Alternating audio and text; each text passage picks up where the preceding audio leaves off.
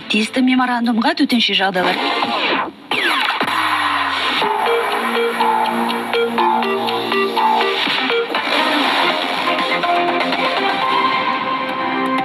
Жаңалықтар қызметінде Гүлназ Аманғали, армысыз.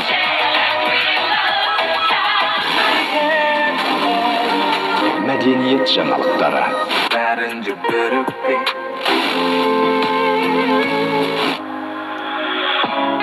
А помнишь, не было со мной, когда ты мне шею. Разрыв, деньги нужны. Учусь я без тебя. Центральная Азия, Китай. Одним из крупнейших проектов стала глубокая переработка кукурузы в Жамбылской области.7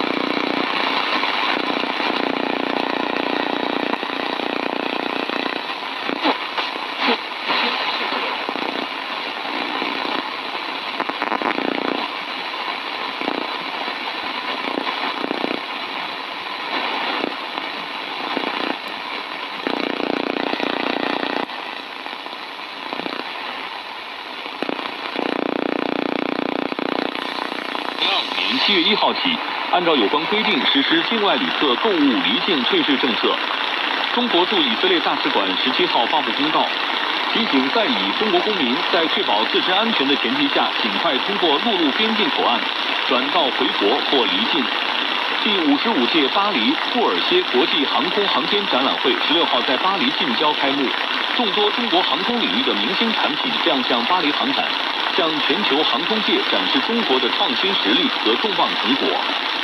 16号，载有173名旅客的 CZ6051航班从北京大兴机场起飞，前往塔吉克斯坦首都杜尚别，这也是中国航司在中国与塔吉克斯坦两国首都间开通的首条。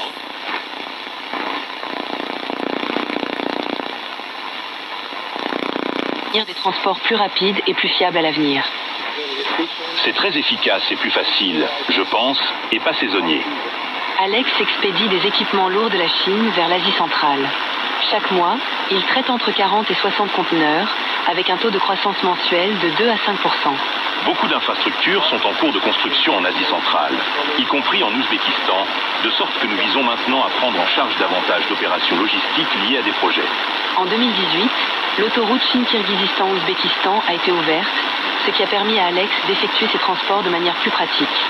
Mais les camions sont également confrontés à des défis. Quand les infrastructures, les routes sont bien entretenues, tout va bien. Mais malheureusement, les transports terrestres sont saisonniers. Par exemple, en hiver, il y a de fortes chutes de neige en Asie centrale, dans le désert, et il y a beaucoup d'imprévisibilité.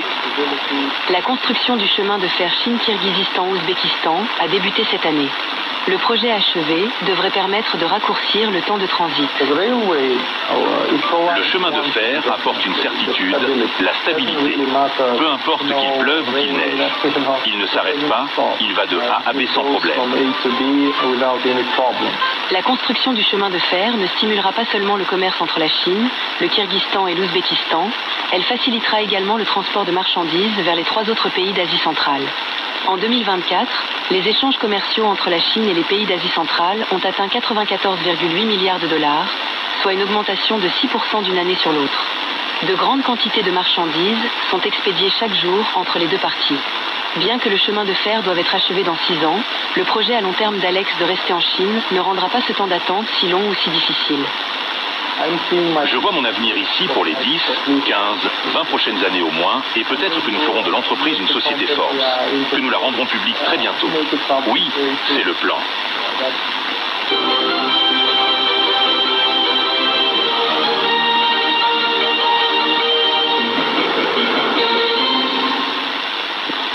Israël et l'Iran ont lancé 2 nouvelles attaques alors que le conflit entre les deux nations continue de s'intensifier.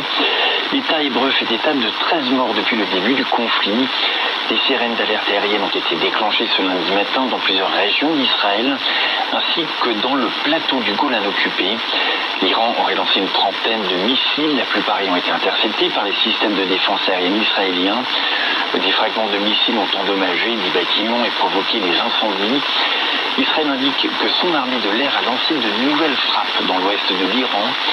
L'armée de défense d'Israël précise que son objectif est d'éliminer les programmes nucléaires et balistiques iraniens. Le ministre chinois des Affaires étrangères, Wang Yi, s'est entretenu avec ses homologues iraniens et israéliens. Wang Yi a déclaré au ministre iranien des Affaires étrangères, Seyed Abbas Ararchi, que les attaques israéliennes contre les installations nucléaires iraniennes avaient créé un dangereux précédent susceptible d'avoir des conséquences catastrophiques. Il a ajouté que la Chine soutenait l'Iran dans la sauvegarde de sa souveraineté nationale, la défense de ses droits et intérêts légitimes et la garantie de la sécurité de son peuple. Monsieur Ararchi a remercié la Chine pour sa compréhension et son soutien à la position de l'Iran. Wang Yi a déclaré à son homologue israélien Gideon Sa'ar que la Chine s'opposait à l'usage de la force par Israël contre l'Iran, violer le droit international.